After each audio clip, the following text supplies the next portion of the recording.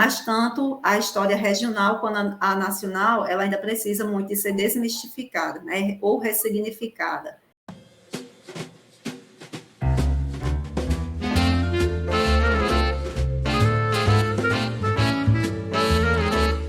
Olá, boa tarde a todos, todas e todes que acompanham mais esse programa do projeto A História em 60 Minutos, que é um projeto de extensão promovido a partir do Departamento de História do SERES, né, em parceria com o Programa de Pós-Graduação em História, também do SERES, e com o apoio do Grupo de Trabalho de Teoria da História e Historiografia da AMPU Brasil, né, da AMPU Nacional, e também da Sociedade Brasileira de Teoria e História da Historiografia, a SBT-HH.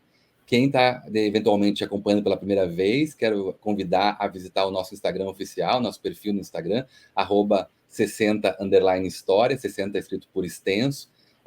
Nesse perfil, todas as entrevistas são divulgadas, os links, enfim, os caminhos e as entrevistas futuras são todas promovidas também por lá. Então, convido, né, a visitarem o nosso perfil, conhecer o projeto um pouco mais. E reforçar também que as entrevistas ficam disponíveis aqui no YouTube, né, nos canais do Departamento de História do SERES e do Programa de Pós-Graduação, e também numa versão em podcast disponível no Spotify. Nós temos uma conta do projeto, só buscar a História em 60 Minutos lá no Spotify, e é possível ouvir as entrevistas também. Quem prefere, né, num outro formato, pode ser encontrado. A nossa convidada de hoje é a professora Ariane Pereira, né, que é professora do Colégio Diocesano Seridoense, né, e é também mestra em História pela Universidade Federal do Rio Grande do Norte, né, e aceitou gentilmente ser uma das nossas convidadas e contar um pouco da experiência dela, né, atuando como profissional da área de História. Olá, Ariane, tudo bem com você?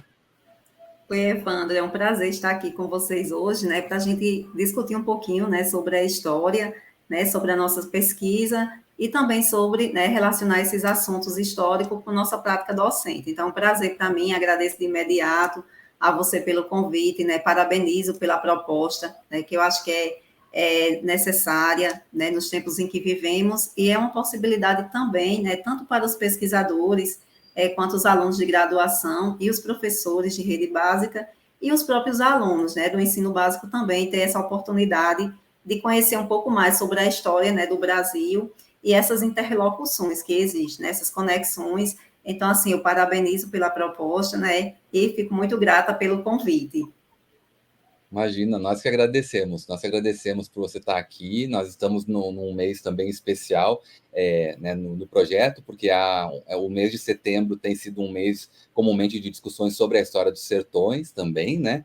O evento, a Jornada de História dos Sertões está acontecendo agora nesse mês, né? É um mês que nós estamos associando de uma forma ou de outra as discussões que envolvem a história, a historiografia dos sertões e a atuação profissional também de historiadores nos sertões brasileiros. Então, a sua entrevista é muito importante para o projeto e chega nesse momento, desse mês, que nós tentamos vincular ao máximo, né, as reflexões aqui, trazendo experiências de quem conhece desse assunto.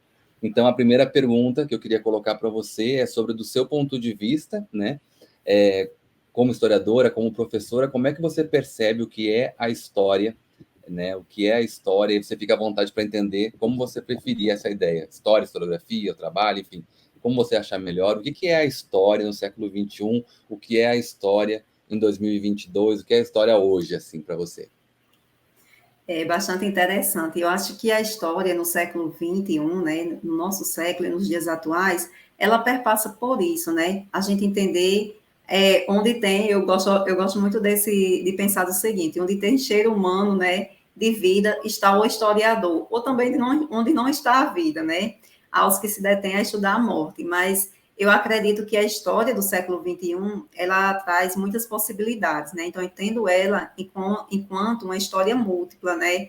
De dizeres, né? Das representações, de entender socialmente, né? Como nós estamos vivendo, né? Eu costumo pensar que a história, ela é uma porta aberta, né? E nós temos que nos debruçar, né? Sobre ela, entender esses pensamentos, refletir como é que está a nossa sociedade, né? Para a gente entender esse presente, né? Nós temos que voltar também o nosso olhar ao passado, porque nada é involuntário, né? Nós temos aí um fato que aconteceu e que está implicando no nosso presente, né?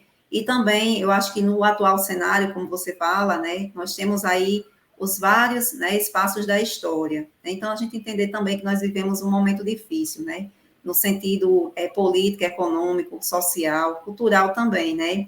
Eu acho que são várias as análises, e é isso que o historiador faz, né. Claro que nós não temos condições de abarcar tudo, né, numa pesquisa ou num diálogo, mas nós conseguimos lançar, né, pelo menos indagações para que as pessoas reflitam sobre esse cotidiano. Né? E eu acho que quando a gente pensa bem sobre o nosso presente, com esse olhar também voltado ao passado, a gente já começa a ter ideias do que poderá acontecer nesse futuro, né? A gente já pode nos planejar, eu diria assim. Então, eu penso que a história no século XXI, ela é uma história que dá possibilidade às pessoas, né? Eu acho que todos nós, se nós fizermos até um exercício individual, nós temos essa história imbricada na gente e que reflete o que somos hoje. Né? Então, a gente entender muito bem cada fato, né? E por que daquilo acontecer. Então, a gente não olhar meramente com os olhos da naturalidade. Nada é natural, né? É uma construção ou, muitas vezes, uma imposição, né, tida por alguns, né? Ou por aqueles que detêm o poder. E eu acho que a gente precisa dialogar, sim, discutir, ter espaços, né, cada vez mais abrangentes, nos quais também tragam, né, essa minoria, que muitas vezes fica fora, né? Então, a gente entender também que não somente, né, digamos, aqueles que têm mais chances, digamos, entre muitas aspas, de estar dialogando, né, estar construindo essa história ou estar, né, digamos assim, em evidência, né? Nós precisamos também ter um olhar para essas minorias, né? O que é que essas pessoas estão passando? E isso é a partir do nosso diálogo e também do nosso, né, ofício de historiador. Nós entendermos essa sociedade, né, que aí engloba tantas pessoas, mas também essas questões naturais, né? Eu acho que estamos numa região no qual, né, que é o Seridó, no qual ainda precisa de muitos debates, né? Então, nós temos, na atualidade, diversas questões ainda, né, que precisam, né, e tornam-se necessárias de discussões. Então, a gente ter esse olhar, que sociedade queremos, né? Então, a partir desse diálogo e dessas múltiplas, né, olhares, nós vamos construindo uma sociedade, né, ou desconstruindo, né, o que já está enraizado e que, digamos assim, não esteja tão bem, né? Então, a gente precisa olhar e sair com muito carinho, né? Então, eu acho que a história, né, do presente, ela é um reflexo também das práticas que nós fizemos, né, construímos no passado. E precisamos, né, quando está, digamos, caminhando em consonância com o desejo de uma coletividade, ótimo, né? Mas se não está chegando a todos, nós precisamos rever. Né? Eu acho que o historiador ele passa por esse trabalho, sempre de desconstruir também determinadas situações que não estão, né, operacionalizando para o bem coletivo, né? Então a gente pensar nessa coletividade. Acredito que seja isso, né? Uma história múltipla, né? Que permite, né, novos atores sociais colocar também suas lutas, suas angústias. É verdade, Ariane. Você toca em dois pontos bem importantes aí, e que esse projeto tenta, de alguma forma, também contribuir, que é justamente tornar a história cada vez mais plural, mais diversa, né? Que você falou, todas as minorias têm um espaço, todo mundo tenha espaço, né, de encontro, cada um com com o seu universo de experiência e participar da discussão, né? Porque os problemas, muitas vezes, os nossos problemas são semelhantes e às vezes não há espaço, não há um espaço de comunicação assim mais democrático, né, para essas trocas, e também a importância da gente conhecer as experiências também, né? Eu acho que a gente atuando como profissional de história, isso é muito importante, ouvir as experiências variadas. Eu tenho reforçado muito isso aqui, né? Normalmente, assim, a ideia de ouvir um colega que atua em outro estado, em outra região, em todas as regiões, né, para ter um panorama de experiências, né? Como você já reforçou, né? A gente atua na região sertaneja, no Seridó, num sertão específico, o sertão do Rio Grande do Norte, e isso implica em experiências específicas, demandas, chamar atenção para certos problemas, né? E nesse sentido, também eu queria aproveitar que, né, o Colégio Diocesano Seridonense é um colégio importante da cidade de Caicó, né, no Rio Grande do Norte, cidade de Caicó, onde fica o FRN e também onde a Ariane trabalha, reside, trabalha, né?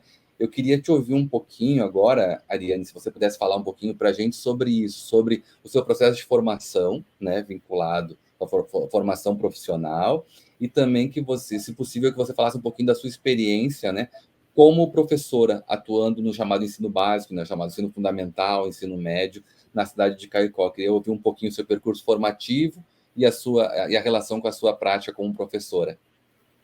Evandro, a minha formação, né, eu sou graduada em História, né, a licenciatura na primeira modalidade, e depois eu fiz a graduação também no bacharelado em História, né, fiz a especialização em História dos Sertões, né, o mestrado também na área de História, e recentemente eu fiz Pedagogia também, no sentido de entender como instrumentalizar, né, esta minha formação justamente para a prática docente. Eu acho que nós, enquanto sujeitos, também estamos sempre numa constante formação, né? E o conhecimento, ele sempre é bem-vindo.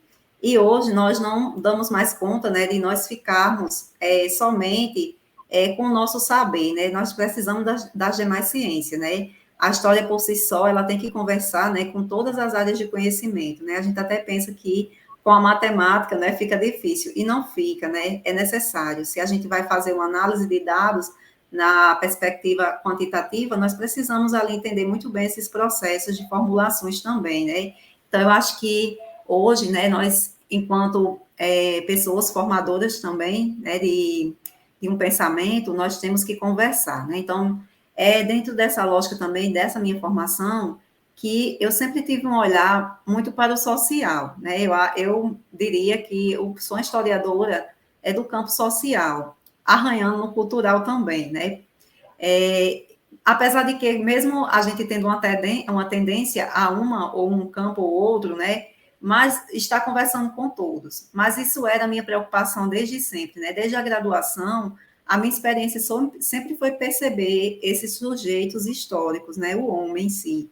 Eu sempre tive essa preocupação e entender esse espaço no qual ele vive, né? Eu acho que nós que somos aqui do Seridó, é até um discurso, né, saudosista, né, mas nós temos esse apego à nossa região, né? Eu acho que é algo que é uma relação muito, digamos assim, peculiar. O sujeito que nasce aqui nos sertões do Seridó com seu espaço, né? E eu também sempre percebi, nem todos, né, eles vivem de forma, digamos assim, boa, né? Nem todos têm a mesma condição social e a gente pensar que a gente devemos, né, pensar em melhorar essas condições de vida, né? Sempre pensar também nesse espaço no qual nós vivemos, né? Então, a minha formação, ela vem com esse olhar para o social, né? Então, eu me detive a estudar justamente as minorias, né?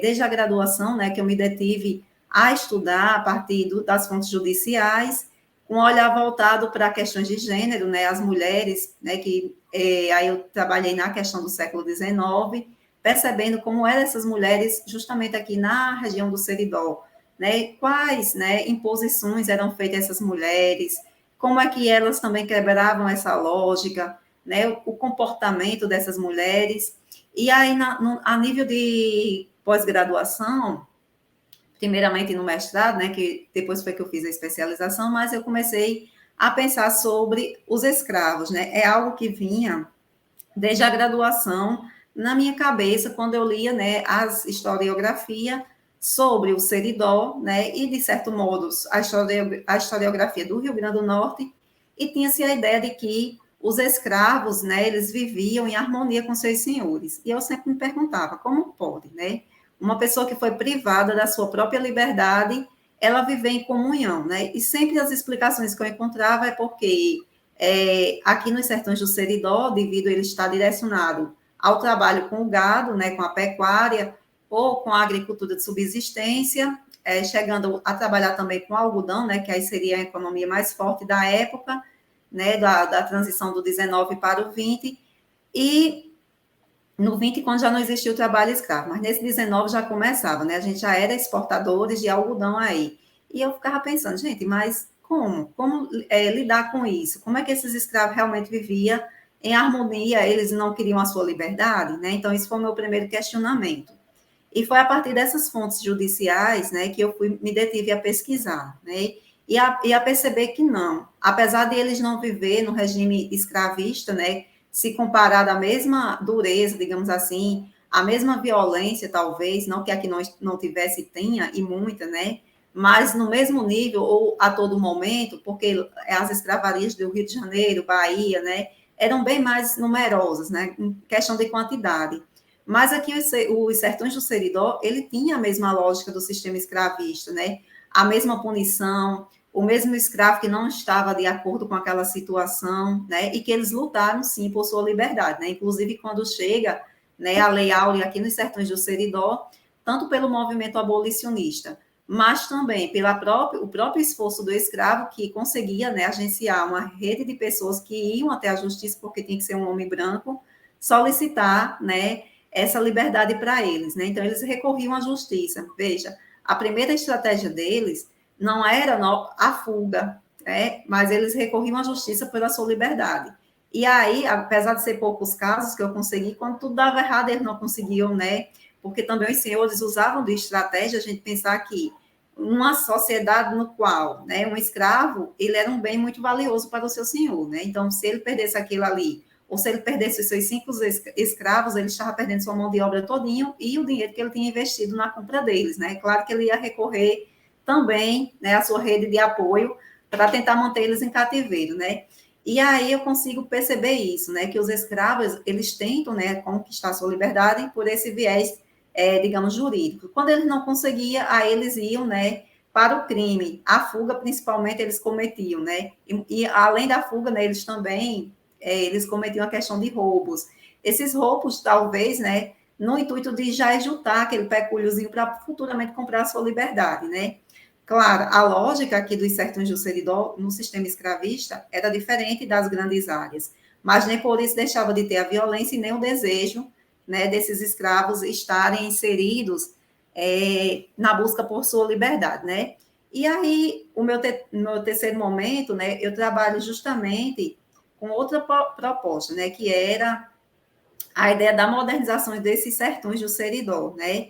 E aí já para um século XX, né? Já era o início do século XX, e aí a gente vai percebendo esses focos de modernidade também, né? Então, assim, toda a minha temática, ela é voltada para essa questão social, inserir, né, tanto as práticas, né, do que é que esses sujeitos pensavam na época e como é que eles agiam, né? E aí, dentro dessa experiência do social, eu não posso me furtar de trazer esses elementos para a minha sala de aula, né? E aí é interessante que nós trabalhamos sempre com a questão de projetos pedagógicos, né? E aí, né, além, claro, das discussões que nós já fazemos em sala de aula, né, diariamente, sobre essas diversas temáticas, né? E aí eu gosto muito de trabalhar, até porque hoje, né, está essas temáticas inseridas na base nacional, né, curricular, a BNCC, nós temos todo essas situações, né? De trazer e saber que é necessário dialogar na sala de aula, né? E é interessante que nesses projetos, né, por exemplo, nós trabalhamos a questão, por exemplo, de como o patrimônio da cidade de Caicó, né, que foi uma discussão efetiva. Em alguns momentos aqui nós tivemos bem acalorado, né, principalmente no ano de 2019, 2020, né, sobre a preservação patrimonial. Então, eu fiz um trabalho com os meus alunos, né, para que eles pudessem reconhecer esse patrimônio de Caicó, né, e como é que eles poderiam ser agentes patrimoniais, no sentido de quê? Deles poderem hoje fazer uma educação com os pais, né, com os vizinhos. E é interessante eu levei essa discussão para a sala de aula, nós trabalhamos e eles próprios começaram a reconhecer o seu patrimônio, né, o patrimônio da cidade de Caicó ou das cidades vizinhas, porque nós temos alunos, né, que é das diversas cidades aqui do Seridó. Então eles conseguiram, né, fazer isso por meio de maquete, e a gente conseguiu também deixar isso exposto, né, pelos corredores do colégio, para que as demais turmas, elas pudessem ter esse contato, né. E aí, dentro dessa perspectiva, né, como eu falei, foi o meu artigo final do curso de pedagogia, né, eu trabalhei nessa lógica, mostrando como é possível, né, o professor da rede básica ser um pesquisador e fazer com que esses alunos, eles tenham conhecimento e gestem conhecimento, né, sobre um bem coletivo, né? Então, eles fizeram, foi bastante gratificante.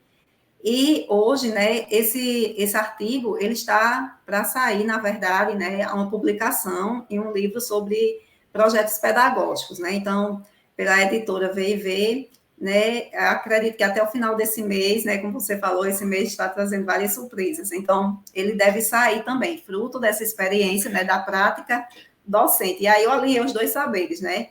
a prática pedagógica juntamente com o conhecimento histórico, né, voltado também para esse trabalho social. Então, foi gratificante entender que os alunos, além deles compreender essa importância, eles passaram também a ser instrumentos, né, de levar essa ideia e esse diálogo para toda uma sociedade, né? Então, eles entender que ali era um sentimento de pertença que também faz parte da nossa identidade. E eles também ficaram, né, com aquela ideia, gente, se a gente não cuidar do que é nosso, né, quem vai cuidar? Né? Então, a tendência, né, aconteceu o que já vinha acontecendo, né? Aí esse patrimônio sendo demolido ou modificado sem uma preservação, né? Ou sem, digamos assim, o que seria a ideia de preservar e continuar utilizando, né? Então, assim, a gente trabalhou nessa perspectiva este ano mesmo, né, diante das discussões sobre meio ambiente, né, sobre as questões de outros elementos que vinham chegar na nossa sociedade, né, e dessa preservação ambiental nós também trabalhamos para que eles pudessem, né, reconhecer a fauna e a flora, né, aqui da região do Seridó.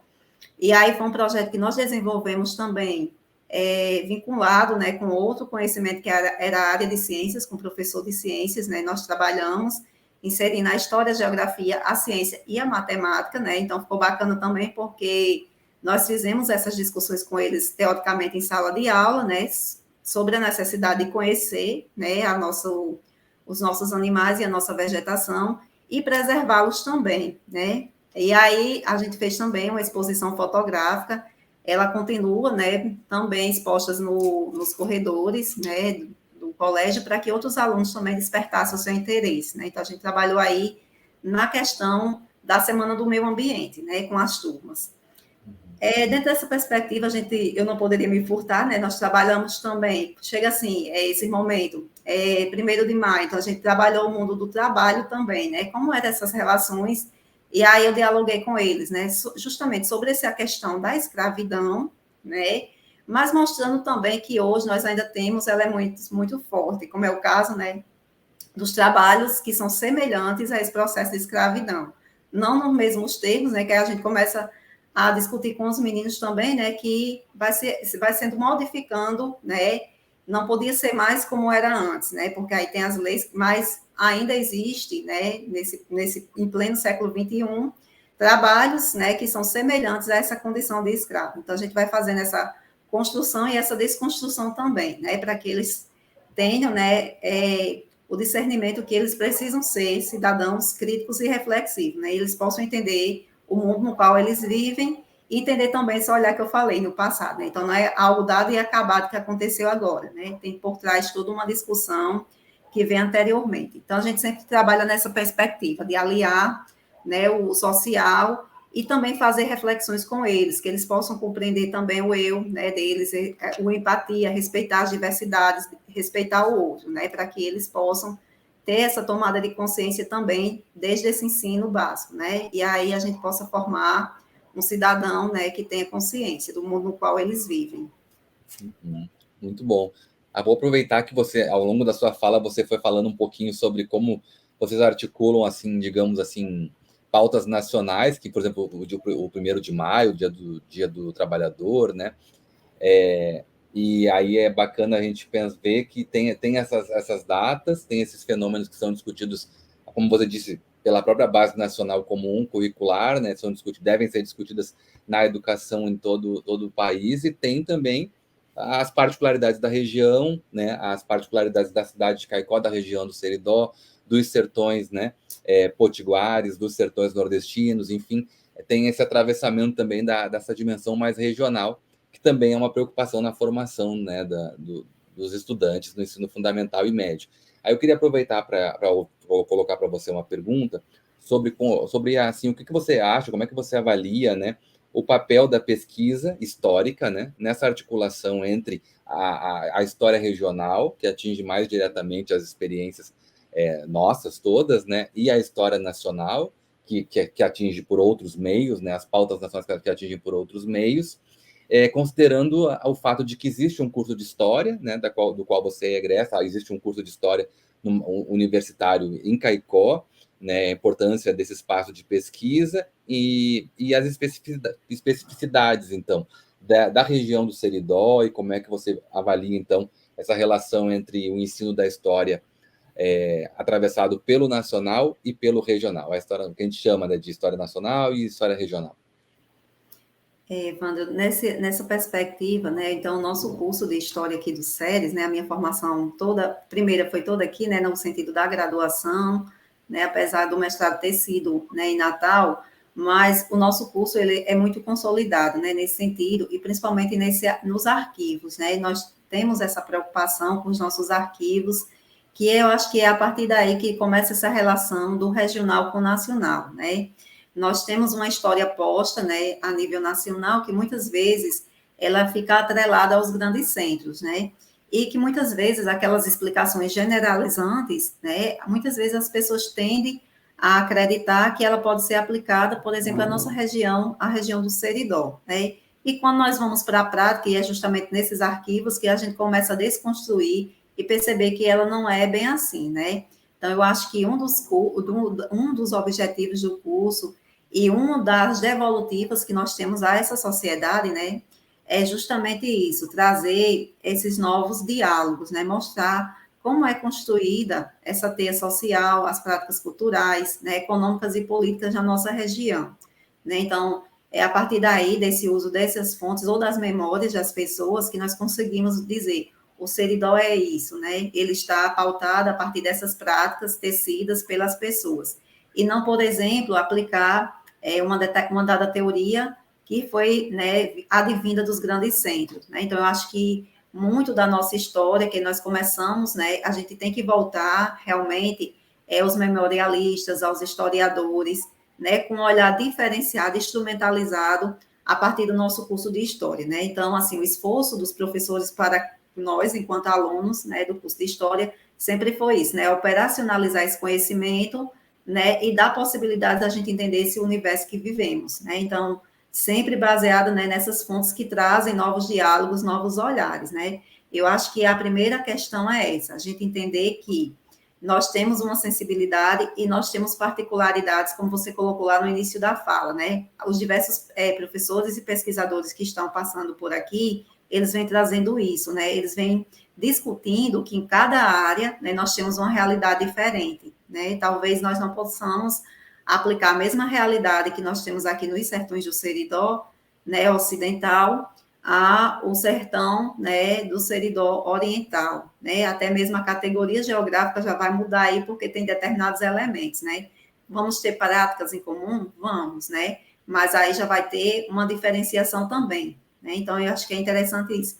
E aí a gente pensar, como é que nós vamos pegar, né, esse Seridó e transmutar para uma realidade comparada a Minas Gerais, né? Nós vamos ter pontos em comuns? Vamos, né? Porque é normal, mas nós vamos ter as nossas particularidades, né? E é justamente, se eu for pensar, né, no trabalho, né, dos escravos, tinha essa ideia de que, né, pela historiografia do Rio Grande do Norte, né, que aí não está nem comparada à de Rio de Janeiro e São Paulo, né, por exemplo, que são os grandes centros, mas colocava que aqui a gente vivia, né, numa harmonia entre senhor e escravo, e não era bem assim. Então, o que possibilitou? Né, as fontes documentais, essas fontes jurídicas me permitiram isso, né? Claro que eu necessitava de um cruzamento de fontes, entender como era as questões econômicas nessa época, do final do século XIX, né? Porque eu pesquisei a partir da segunda metade. Né? Então, eu precisava entender todo esse quebra-cabeça. O que era que, nessa época, o cenário político estava ditando, né? Por que estava tendo, né, essa flexibilização, entre aspas, de um escravo chegar, né, mesmo que por meio de outra pessoa, a recorrer à sua liberdade. Né? Então, assim, são outras discussões que são inseridas. Então, eu acho que a história nacional, né, ela caminha junto com a regional. Porém, cada sujeito social do seu lugar ou aquele que vem para pesquisar sobre o determinado espaço, ele nos mostra um novo diálogo, né, uma nova discussão. São novos elementos que surgem e que muitas vezes são naturalizados pela própria população que vive em um determinado espaço. Né? Então, eu acho que é isso. A gente precisa, claro, óbvio, né, dessa história nacional, para que a gente faça esse exercício também de compreender a nossa, mas mostrar, opa, peraí, a nossa também não é bem assim, né? Então, a gente tem essas particularidades, né? Então, eu acho que caminha muito bem, né? Mas tanto a história regional quanto a nacional, ela ainda precisa muito de ser desmistificada, né? Ou ressignificada. Né? Então, a gente tem muitas vezes explicações muito genéricas, que até mesmo para, né, a história nacional, quando uma nova pesquisa que se detém, partindo daquele elemento, né, digamos, menor, eu acho que eu ainda tenho muito dessa microhistória impregnada em mim, né? Quando você reduz essa escala de observação, você percebe que não era bem assim, né? Então, são novos elementos que vão surgindo, e é por isso também, né, o grande movimento da história, eu acho que do curso de história também, é proporcionar a descoberta, né, entre aspas, desses novos elementos, né? Então, a gente não tem uma história fixa que está dada e acabada. Eu consegui caminhar hoje até aqui, né? Mas você amanhã pode caminhar bem mais, né, a partir dessas pesquisas. E para isso nós precisamos dessas fontes, né? Que sem elas a gente não vai conseguir alinhar a teoria, né, com essa questão documental. Acho que o ofício do historiador, né, saber construir e costurar muito bem, né, a sua argumentação utilizando desses dois elementos, as fontes e a teoria. É verdade, é verdade. Eu achei bacana porque a sua fala remete ao Labordoc, né, o nosso laboratório, que é um arquivo também importante, com muita documentação sobre o sertão do Seridó, né, e sobre o papel do curso de História na sua vida, mas na vida de vários profissionais que passaram pelo SERES ao longo dessas décadas, né. No ano que vem o SERES está de aniversário, o curso de História também começou junto com o SERES, também vai estar comemorando aí um aniversário importante, são décadas já, dos anos 70 os SERES, né, então são 50 anos, né, e isso é muito importante ser lembrado. Mas eu vou aproveitar que muito do que você falou no final da sua resposta agora acaba me levando para a próxima pergunta que eu queria colocar para te ouvir também, que é sobre isso justamente. Eu queria te ouvir um pouquinho, dada a realidade que você vive como professora e como você olha o mundo, como a gente tem vivido nos últimos anos, inclusive, né, por aqui no nosso país. Eu queria te ouvir um pouquinho sobre a importância do ensino de história, como é que você avalia a importância, né, desse conhecimento que você leva no seu trabalho, né, para a escola, para a sociedade, porque as turmas são formadas por cidadãos, alunos, né, o futuro, assim, futuros cidadãos que vão estar participando da política, do mundo ali. Qual é a importância do conhecimento histórico, na sua opinião, de ensinar a história para os mais jovens hoje, né? E também olhando para a sua experiência, o que você acha que seria importante sobre os currículos? Você pode, inclusive, até, se você quiser comparar com a sua formação, e o que você acha que seria importante pensar na formação de um profissional de história, assim, em termos de pautas, temáticas, disciplinas que seriam importantes e te ajudariam como professora a trabalhar com o ensino de história na escola, ou em qualquer outro lugar, né? Certo. Eu acho que eu vou até começar, porque diante de sua fala final, né, falando sobre essa perspectiva do Labordoc, também do curso de História, né, eu acho que vale essa reflexão no sentido de que a gente entender que o próprio curso de História, né, ele não está cristalizado. Porque a grade curricular está dessa forma, né, e vai permanecer desse jeito, né, porque nós vamos entender que o quê? A sociedade, ela muda constantemente, né, então mesmo que nós tenhamos, né, disciplinas base, né, obrigatórias, como a História do Brasil, né, RN, que nós estamos aqui, teoria, mas nós temos também que proporcionar ao aluno novas, né, experiências, né, e eu acho que aí chega tanto as optativas, mas também as novas disciplinas que são colocadas, né, no currículo. Eu acho que é interessante isso, né, as modificações que existem. Então, a minha formação, né, foi lá de 2007, foi quando eu entrei no curso de História, né, então nós tínhamos uma realidade no ano de 2007, o ano de 2010, né, eu estava saindo da universidade já com uma outra realidade, né, da que eu entrei. Posteriormente, né, eu fiz o meu estágio de docência aqui ao SERES, né, em 2013, né, então já tinha uma outra realidade, né, saí desse SERES muito próximo em 2014, passei a acompanhar, né, os eventos e muitas vezes, e voltei em 2018 para uma especialização. Então, assim, é uma longa vivência, né, de vários anos dentro dessa instituição, que foi o SERES, né, e a UFRN, e isso enquanto, né, uma pessoa que está tanto participando, mas que está à margem também, eu consigo perceber justamente as modificações, né, em termos, né, tanto dos cursos das duas modalidades, a licenciatura e o bacharelado, né, lembro-me muito bem que teve que ter uma reestruturação justamente no ano de 2010 para atender a necessidade e a realidade dos alunos da graduação, né? E implementados também por novas políticas, que aí é claro que é inegável a gente dizer, a política do Reúne, que trouxe uma nova perspectiva aos SERES, né?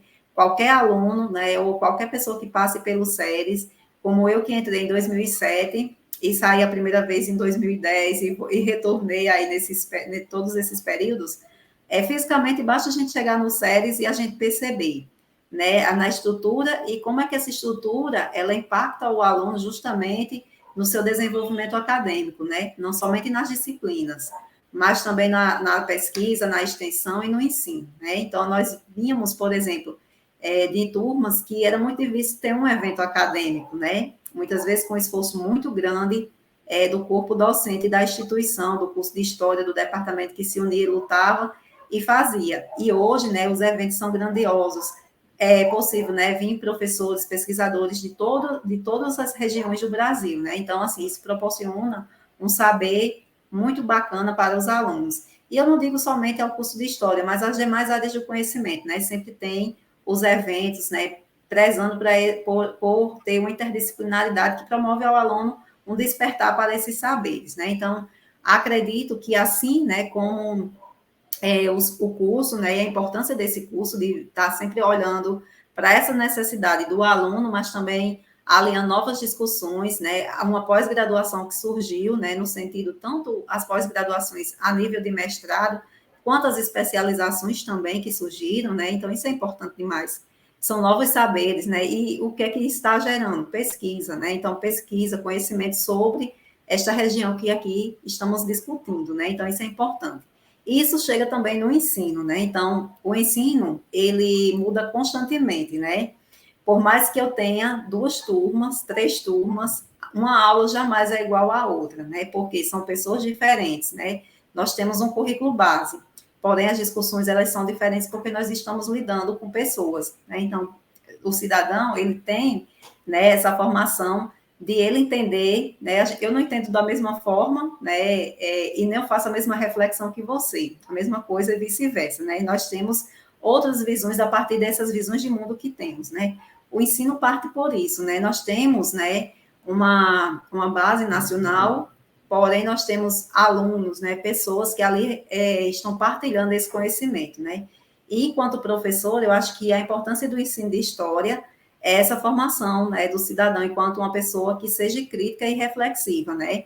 Eu não posso formar os meus 75 alunos, 150 alunos da mesma forma, né? Eu vou levar ferramentas, instrumentos para que nós possamos discutir e que eles possam entender essa realidade que eles vivem, né? E possam aplicar isso para o desenvolvimento, né, das pessoas. Então, eu acredito que o ensino de história, ele passa por essa renovação constantemente, né? Nós temos aí as diversas diretrizes, né, que nos cercam e que exige disso, né, que o professor, ele esteja também sendo esse professor que saiba ressignificar, né, saiba trocar experiência e esteja sempre aberto também para o processo do novo, né, do conhecimento, né, não está um conhecimento estagnado. Então, o ensino de história, ele muda a cada dia, né, são turmas que de um ano para o outro, ele chega com um perfil diferente, e nós precisamos, né, dialogar e saber instrumentalizar esse conhecimento. Então, eu acho que, assim, a formação do curso de História, né, para os professores,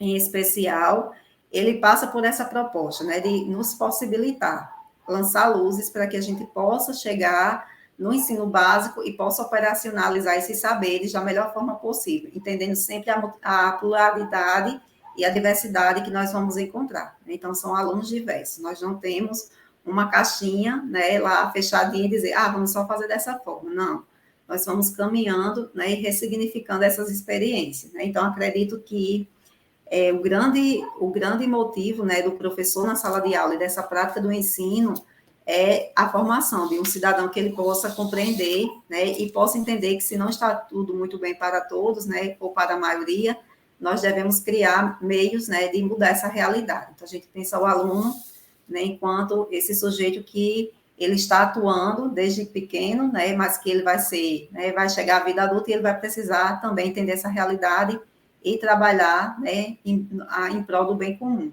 Acredito que seja isso, né? Na questão dos currículos, né? Então, eu acho que os currículos, eles são muito bem trabalhados, embasados, né? Na questão da falta, eu acho que é isso. Quando é percebido, né, que algo não está dando a resposta esperada, é essa modificação, né? Dá muito trabalho, dá, né? Mas é necessário, né? E acredito que também, muitas vezes, falta chegar a todas essas discussões à população, né? Extrapolar para esse mundo fora da academia, né? E eu acho que aí, essa ferramenta, né? Como, por exemplo, esse formato aqui que a gente está discutindo, que vai ficar salvo, ele populariza, né? Então, qualquer pessoa que queira entrar e que tenha interesse, ele vai ter acesso a isso, né? Então, é o professor na sala de aula que vai levar uma discussão como essa para os alunos, e eles vão chegar em casa e vão ser multiplicadores desse saber, né? Desse conhecimento. Acredito que seja isso, né? E acredito também que o conhecimento nunca é demais, né? A gente sempre tem que estar aberto, né? Então, claro que a gente tem que operacionalizar, mas também sabermos que é preciso, né? É preciso diálogo, é preciso sempre a gente estar ressignificando e também, né, saber que precisa chegar a todos, né? Não pode ficar preso, né, dentro de uma estrutura. Esse conhecimento tem que chegar porque é a partir daí que acontecem as transformações, né? É verdade. E você tocou num ponto muito importante quando você disse assim, a cada ano chegam alunos novos e eles são diferentes. E esse é um ponto muito importante da educação, não só na história, mas a gente está falando aqui da nossa área, mas eu acho que para todo profissional da educação, né, tem essa preocupação de que as turmas realmente mudam, assim, a coisa da geração que mudava, 20, 30 anos era mais ou menos, entre aspas, tudo igual, porque a sociedade, o mundo, a tecnologia mudava mais devagar. Agora não, né? Agora a gente vê que a cada ano, de fato, tem alguma consequência de um impacto tecnológico, alguma coisa que chegou pela internet, as redes sociais, e sem contar que a gente viveu essa experiência assustadora da pandemia agora, desde 2020, que também impactou diretamente, né, tá? Assim, a gente que enfrentou, assim, acho que quem enfrentou ainda mais no ensino fundamental, trabalhando com crianças, adolescentes, viveu com muito mais força essas dificuldades todas de passar por um período remoto, com as aulas à distância, tendo que aprender isso, que era totalmente novidade para a gente, rapidamente aprender rápido para aplicar rápido, tentando não prejudicar o processo de aprendizagem, o que era uma coisa também impossível, porque todos nós fomos afetados pela pandemia, né? Então, trabalhar com educação nesse momento envolve muita mudança e muita necessidade de adaptação, né? Muita mesmo. Então, esse é um ponto para a gente realmente pensar. E eu noto que essa sensibilidade vem mais, principalmente dos colegas e das colegas que atuam em escolas, assim, né? Assim, que trabalham com o ensino fundamental e com o ensino médio, porque de fato vivem diariamente essas mudanças, né? E essas dificuldades também, porque a mudança nem todas são fáceis de lidar, assim, né? É preciso de um tempo para a gente conseguir lidar com aquela situação. E pensando nisso, Ariane, queria te perguntar também, porque é um outro acontecimento que também tem 2 anos, que foi o fato de que a nossa profissão foi reconhecida, né? Houve o reconhecimento profissional. Agora continuamos sendo licenciadas e licenciados em História, somos sim educadores, mas somos também algo que a gente sempre foi também em paralelo, uma coisa não exclui a outra, mas agora somos reconhecidos como profissionais, né? Aí eu queria saber um pouquinho como é que você avalia, né, assim, do seu ponto de vista, pela sua experiência, como é que você olha sobre essa questão do reconhecimento profissional, se você acha que é importante, quais são as consequências disso, se você acha que mudou, que por enquanto não teve nenhuma mudança na sua vida diretamente, enfim. Nesse sentido, eu acho que é uma questão muito política também, né? Porque, na verdade, nós, enquanto historiadores, né, mesmo antes digamos assim, do reconhecimento, nós já nos considerávamos como historiadores, né? E até porque a ciência histórica, né, ela é da antiguidade, né? Então, nós já vemos fazendo essa história, né, e nos considerando historiadores. E aí eu acho que é um momento da gente fazer esse pensamento crítico. E por quê, né? E nos questionarmos mesmo porque tão tardiamente, né, eu vou usar esse termo, nós tivemos a nossa profissão como reconhecida, né, como historiadores. Eu acho que parte muito disso, né, do historiador ele ser um questionador, né, então assim, é como se nós tivéssemos, né, agora um reconhecimento. Realmente eles são historiadores, né? Eu acho que muda a conotação em si, o termo em si, ele ganha um peso, né? Então, ele não é mais o professor de história tão somente, né? Nós vamos fazendo, claro, nós seguimos o que nós já estamos trabalhando e discutindo e formando essa sociedade, né? Mas você ter o reconhecimento enquanto historiadores e tudo que essa palavra historiador ela significa, né? Muitas vezes ele é tido como aquele que é contrário, né? O que vai contra tudo que é dito, né? Então a gente tem de questionar, de indagar, mas por que isso, né? E de não nos calarmos. Eu acho que a grande questão também passa por isso, né? A gente fazer essa reflexão, por que somente agora? Né? Então, eu acredito que nós vamos continuar com esse papel de formação, né, de levar o conhecimento às pessoas, dialogando sempre, né, de dizer e de gritar muitas vezes, olha, isso aqui não está certo. Olha aqui, por que nós estamos aceitando esse determinado tipo de situação, né? Ou por que é que essas pessoas estão vivendo nosso papel de questionar, de não naturalizar, né? E não acreditar naquilo que sempre nos contaram, né? Então, porque foi assim, né? Pensando no processo de colonização, mas a gente entender que por trás dali foram vidas, né? Que foram, digamos, desorganizadas, né? Um momento que a gente foi explorado, então a gente sempre está num questionamento.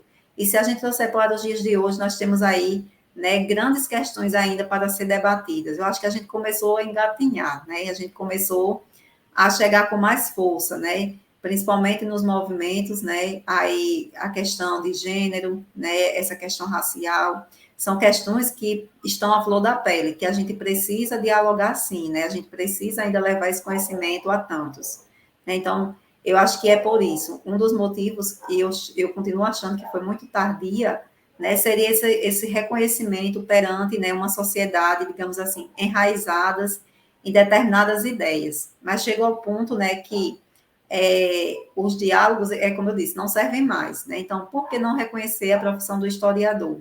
Talvez fosse o limite, né? Fosse aquele momento X da questão que, se nós temos toda uma formação, né? Temos uma pesquisa sólida nas diversas áreas, em reconhecida, por que não reconhecer enquanto historiadores, né? Mesmo que nós sabemos que isso aí foi uma luta, né? Então, teve que ter uma união para que isso pudesse acontecer. Mas acredito que é mais por isso, né? A gente pensar nessas representações também do poder. Por que não querer que somente, né, essa categoria não fosse reconhecida, enquanto outras ciências ainda mais recentes, né, elas já estavam reconhecidas, né? Mas o historiador não. Deve ser porque a gente questiona, né? Talvez porque a gente não aceite, né, digamos, a história que é contada, né, pelo os poderosos, digamos assim, ou por os grandes centros, né? Mas é justamente aí que está o X da questão, né? Que a gente se perguntar sempre isso. Mas por que ficou aquele grupo para trás, né? Se eles já vêm trabalhando isso há tanto tempo, né? Então, acho que é justamente desse não calar, né? Quando a gente não cala, a gente desagrada. A gente incomoda um pouquinho às vezes, né? É verdade. Alguém tem que incomodar, né? Senão não tem graça. Ariane, eu queria colocar para você uma pergunta agora também, aproveitando a sua experiência como professora que entra em contato direto com jovens e tal. Crianças e jovens, eu queria te perguntar como é que você percebe esse tempo específico, essa temporalidade específica que é a história, né? Como é que você acha que a história faz parte da vida dessas gerações que estão aí chegando à escola enfim, frequentando a escola, entrando em contato com essa instituição, aprendendo? Você acha, você percebe pela sua observação que a história é percebida por eles como um tempo deles, assim, que eles percebem que faz parte, ou você acha que não? Como é que você acha que a ideia do tempo histórico e os acontecimentos históricos atravessam a vida dos jovens hoje? Assim, você acha que a história é uma coisa que está acessível a ponto dos seus alunos e alunas se sentirem afetados por ela? Durante as suas aulas você vê que eles tomam consciência disso? Como é que você observa isso, assim? Evandro, diante dessa diversidade, né? Eu não posso dizer que a história, né, como um todo, ela consegue, né, chegar, digamos assim, com a mesma ideia para todos, né? Vai ter aquele que faça aquele realmente aquela reflexão e aquela crítica e ele consiga entender, pelo menos, né, a essência do tempo histórico, né, dessa construção histórica. Há aqueles, né, que, digamos, eles são mais imediatalistas, né? Eles não têm essa preocupação, né, em entender realmente ou fazer esse diálogo, né, de entender que por trás de uma ação do hoje, muitas vêm por trás daquela dali, né? Eles entendem de forma imediata. E aí é a minha preocupação também, a gente pensar, né, não somente na questão dos alunos, mas da nossa própria sociedade como um todo, né? A gente sabe que a nossa sociedade, ela vive um tempo, eu diria, muito curto hoje, né? Imediato. Né? Então, se sai uma notícia que repercute, todo mundo tem uma opinião formada sobre, né? Não importa, né, o que é que por trás daquela situação tem acontecido. Muitas vezes a gente não quer nem checar a informação, né? Entender o porquê daquilo ali. Ah, mas se está no modismo, eu vou seguir, né? Eu tenho a minha opinião e não me interessa, né? Se o fato aconteceu daquela forma, né? Então, eu vou seguir conforme a minha opinião, eu vou ser, né, formadora de opinião também. Né? Então, eu acho que passa por isso.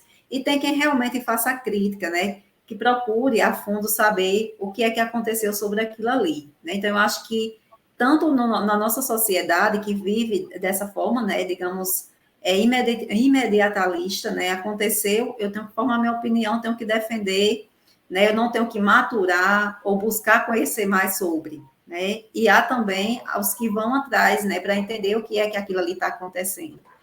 Na sala de aula, nós percebemos isso também, né?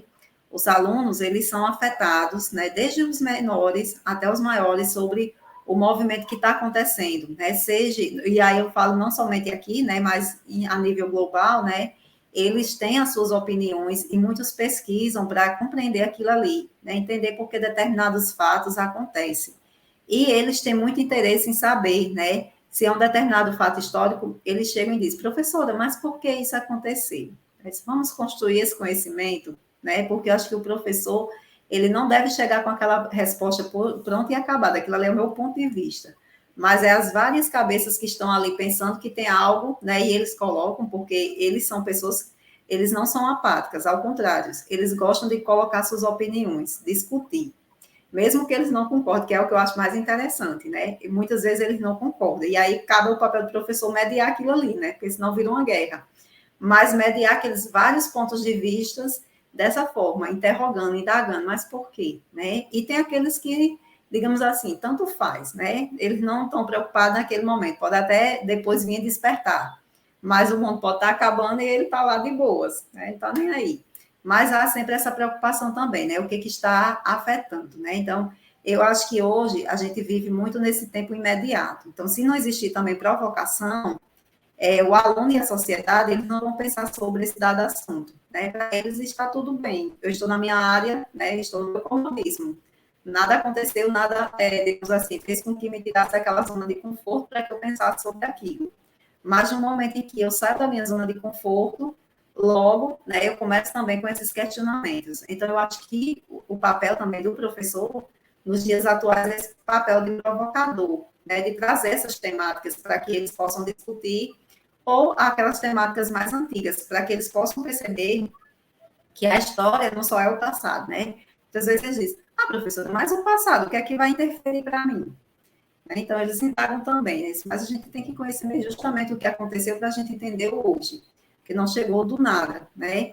E aí, esse trabalho diário. Mas eu penso que esse tempo histórico hoje, né, não somente na sala de aula, mas na nossa sociedade, ele é muito acalorado. É o tempo que você precisa expressar a qualquer modo a sua opinião, sem ter essa reflexão anteriormente, né?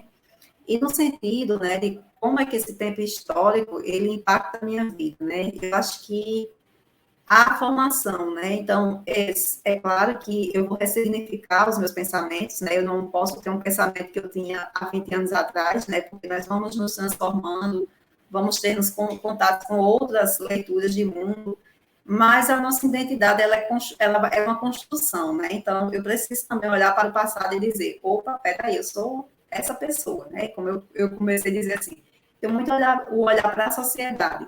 Então, eu não posso me desvincular. Eu não posso também enxergar essa sociedade, né, com o meu olhar parado, né, do tempo.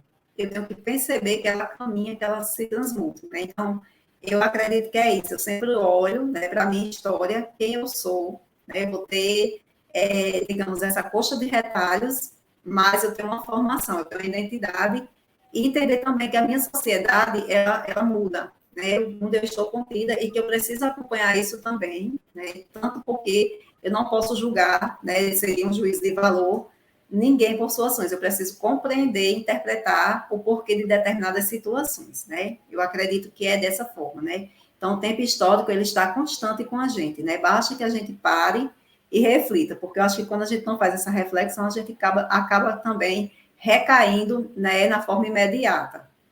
Então, a gente precisa também compreender ele e usar para a nossa vida diária.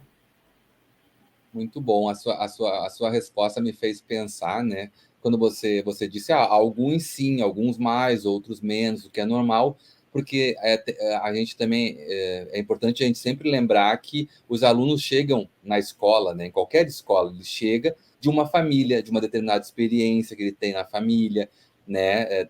Ele tem uma classe social, ele tem um gênero, tem raça, enfim, ele é atravessado por vários fatores e até o fato como a história vai chegar, ou que história vai interessar mais ou menos, tem a ver com essas experiências. É sempre importante, né? Assim, eu tenho tentado bater nessa tecla muito, assim, também, porque às vezes fica um peso sobre os professores, de modo geral, e em particular os de história, um compromisso um pouco assim, como se fosse de salvar os problemas que atingem a sociedade, as novas gerações, quando na verdade os estudantes já chegam depois de uma experiência prévia muito importante com a família.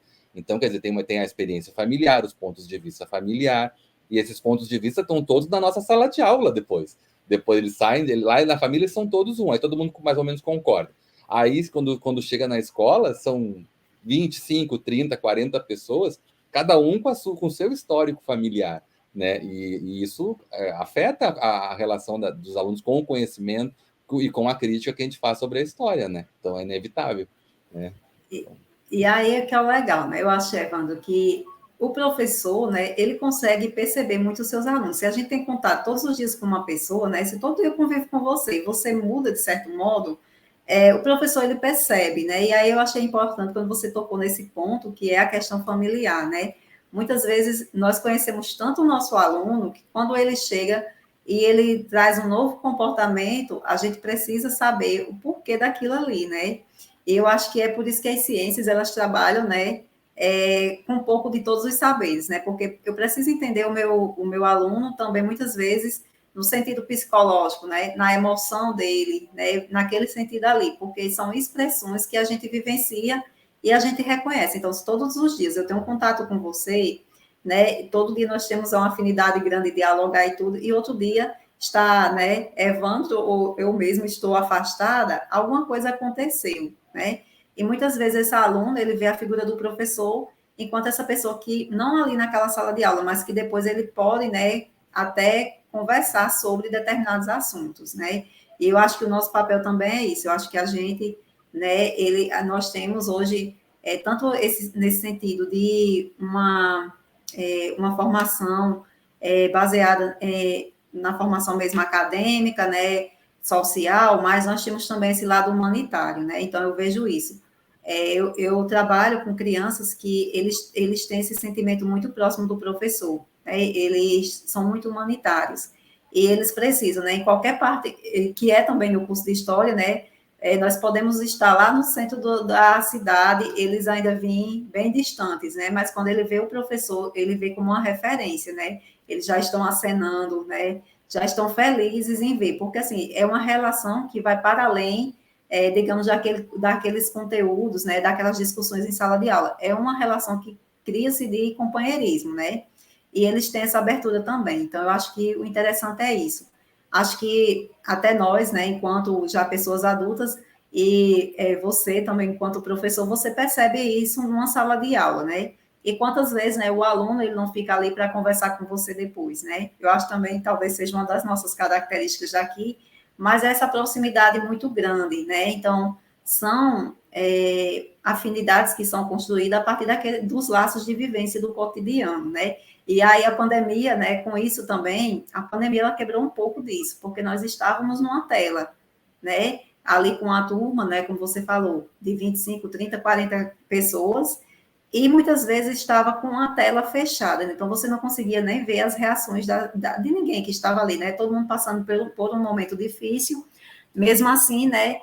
Muitas vezes era cada um no seu mundo, né? Nós sabemos de algumas coisas, mas não com essa mesma relação do dia a dia, né? Dessas trocas interativas, que eu acho que aí também contribui, né? Porque quando você tem confiança, você passa a ver o professor de outra maneira. É verdade, é verdade. Esse laço social que só no presencial a gente tem, num espaço escolar, no espaço universitário, em qualquer espaço social, assim, faz toda a diferença, né? Bom, Ariane, o nosso tempo já está acabando, mas eu vou colocar uma última pergunta para você, que é sempre a pergunta que é como a gente encerra as entrevistas aqui no projeto. Eu queria ouvir um pouquinho você para finalizar sobre como você acha que a história, você, né, passou por, a gente ouviu você falando aqui um processo de formação, agora atua como educadora na área de história, e eu gostaria de ouvir para você, eu ouvir de você na sua experiência, assim, como é que a história, tendo passado por essa experiência, se tornou uma professora de história, uma profissional de história, uma pesquisadora de história, como é que você avalia que a história dá sentido, faz parte, assim, como é que você olha para a sua vida e vê a importância da história nela? Eu acredito que a história, ela tira, né, dos olhos da gente uma venda, né? Eu não consigo perceber mais, né, determinados assuntos como eu percebia antes do curso de história, né, e de ser instigada a pensar fora da caixinha, né? Então a gente tem um senso comum muito forte, né? Digamos assim, o imediatalismo, mas também questões que são carregadas, né, da nossa cultura, de laços que são vinculados. E eu acho que qualquer aluno de história que passa pelo curso de história, ele não consegue mais perceber as coisas naturais, né? Eu tenho até uma amiga que diz: historiador sempre tem algo a dizer. Se ele vir uma folha de papel, ele vai discutir porque aquela folha de papel é daquela forma, né? Sempre fala muito. Porque eu acho que a gente passa a perceber, né, o mundo que nos cerca de forma diferente, né? Com outro olhar, com outros sentidos. É impossível, né? Digamos, a Ariane de 2006, ela conseguiu ver as mesmas questões como ela via, como você colocou, a partir de uma lógica que era de formação familiar, né, de amigos, de um ciclo, mas sem operacionalizar o por trás daquilo ali, né? Então a gente começa a perceber, né, o lugar que nós vivemos e principalmente o mundo, né, com outro olhar, com um olhar de questionamento, né? Então eu acredito que é isso. Por mais que uma situação seja muito natural, né, mas eu nunca vejo mais aquela situação naturalizada, né? Às vezes os nossos olhos tendem a fazer isso, mas a gente tem que pensar os porquês, né? As indagações, como é que aquilo ali aconteceu, né? E eu acredito que mais do que isso, o curso de história permite a gente, muitas vezes também, essa multiplicidade, entender as diversidades do outro, né? Eu acho que é a grande característica disso, né? A gente ter a possibilidade de escutar, né? Sem aquela ideia de julgamento, né? Ah, eu não posso colocar as minhas concepções em Evandro, né? Mas eu posso conseguir compreender quando você conversa comigo com esse outro olhar, né?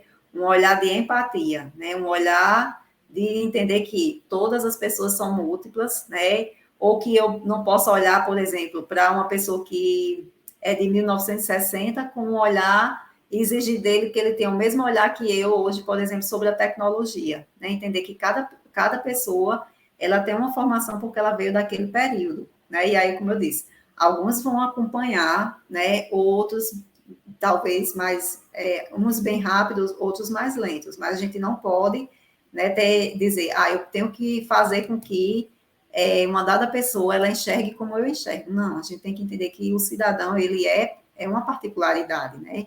E que depende dessa formação. Achei muito interessante quando você diz, né, que as pessoas são carregadas de história, né, de suas formações, né, de suas individualidades, e são, né? E eu acho que a história permite isso, que a gente possa compreender. Muitas vezes aquele que que não tem coragem, de, muitas vezes, de chegar uma pessoa, né, para falar sobre determinados assuntos, e chega para o historiador, e eles esperam que você recrimine, né, mas nós vamos entender que não, que aquilo é normal, né, ou dito normal, ou que a gente possa ter esse diálogo mais aberto, né, sem tabus, né, eu acho que a história, ela proporciona isso, né, abrir para novas experiências, é um abrir de janela totalmente diferente, né, abre-se a janelinha e depois nós estamos com o mundo todo aí entendendo, né, essas diversidades, essas multiplicidades. E o que você disse, gostei muito também da sua resposta para essa pergunta, e eu fiquei pensando sobre isso, assim, mas tentando sintetizar o que você disse, né? A gente aprende estudando a história que o mundo é um pouco mais complicado do que parece, ou muito mais complicado do que parece, e que as subjetividades, assim, de cada ser humano são muitas vezes bastante específicas, e não tem como você criar uma lei, uma régua, uma coisa que vai fazer todo mundo ficar igual. Isso, ainda bem, inclusive, que é impossível, né? Exatamente. Imagine todos pensando igual. Ai, gente, não dá, né? Tem que ser essa multiplicidade mesmo. É verdade. Bom, foi ótima a entrevista. Muito obrigado, Ariane, por ter aceitado participar. Espero que a gente tenha outras oportunidades de conversar sempre, tá bom? Eu que agradeço, Evandro. Foi um momento riquíssimo, muito bom, né? É sempre um prazer conversar com você. Estava com saudade, inclusive, né? Nesses momentos, né, de pandemia e tudo, né? A gente não se viu mais pessoalmente, mas é um prazer imenso, mesmo pela telinha, né? Uma pessoa que eu admiro muito, por também enxergar esse mundo de forma diferente, né? Então, eu só tenho a agradecer, parabenizar, né, por sua iniciativa e por ter pensado, né, nesse formato de levar o conhecimento, né, à sociedade, a todos, né? Eu acho que é uma forma bem abrangente. Eu agradeço de coração, sinta-se sempre honrada, né, em estar participando, né, desses diálogos e fico disponível, né, para outros, né? Então, assim, agradeço de coração, foi maravilhoso. E assim, eu matei também a saudade. Eu também, eu também. Obrigado. Obrigado, foi ótimo. E eu quero agradecer também a quem assistiu e quem vai assistir, porque as entrevistas ficam salvas, né, nos canais do departamento, do programa de pós-graduação, no Spotify. Então a gente agradece, né, quem nos acompanhou, nos ouviu, quem vai comentar depois com a gente também sobre a entrevista, tem os comentários embaixo do vídeo, pode deixar mensagem, a gente segue dialogando. E eu já convido todas, todos, todes que passaram por aqui, né, que nos ouviram, nos viram, que assistam às próximas entrevistas, na próxima sexta-feira, sempre às sextas-feiras, às 5 da tarde, sai uma entrevista nova aqui do nosso projeto, tá bom? Muito obrigado e até a próxima. Tchau, tchau.